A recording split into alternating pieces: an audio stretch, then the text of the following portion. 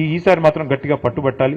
అది local body election అయితేనేమి, panchayat election అయినా, గల్లీ ఎలక్షన్ అయినా, లేదా ఢిల్లీ ఎలక్షన్ అయినా, ఏదైనా సరే ఈసారి మాత్రం ఎగరాల్సింది గులాబీ జెండానే. ఏదైనా సరే ఈసారి మాత్రం ఎగరాల్సింది మన కారు గుర్తే. మన నాయకుడు కేసీఆర్ గారి నాయకత్వంలో ముందుకు పోవాలి. దానికి మనం చిన్న చిన్న ఇష్యూస్ ఉంటాయి, సంఘంలో ఉంటాయి, సంస్థలో ఉంటాయి, ఇంకోటి ఉంటాయి. వాటిని పక్కన పెట్టాలి.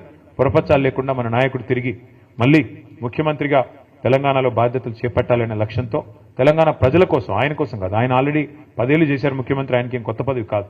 కానీ ఈ రాష్ట్రం మళ్ళీ గాడిన పడాలి అంటే తప్పకుండా ప్రజలు గుర్తు చేసుకుంటున్నారు. ఈరోజు మీరు ఎవరినైనా చూడండి, మీరు చూస్తూ ఉంటారు కదా వీడియోలు, ఎక్కడ పోయినా గుర్తు చేసుకుంటున్నారు. ఎందుకు అంటే దానికి కూడా కారణం ఉంది.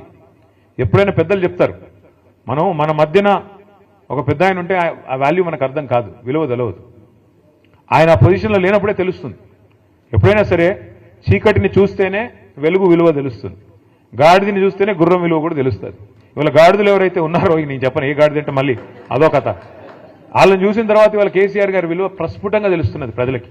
అయ్యో ఎంత తప్పు జరిగింది, అయ్యో ఎంత తప్పు. రైతులైతే నేను చూస్తా ఉన్నా, కొంతమంది వీడియోలు చూస్తా ఉన్నాను నేను, తమ చెప్పు తీసుకొని తాము కొట్టుకుంటున్నారు. మేము తప్పు చేశాము, కాంగ్రెస్ కోటేసి మోసపోయాము, రుణమాఫీ అంటే మోసపోయాము, రైతు బంధు పెంచుతామంటే వీళ్ళు ఏది చేయరు, వీళ్ళ వల్ల కాదు, ఇంకా ఉన్నదే పొడగొడుతున్నారు వీళ్ళని చెప్పి బాధపడతా ఉన్నారు. మరి అట్లా ఉండే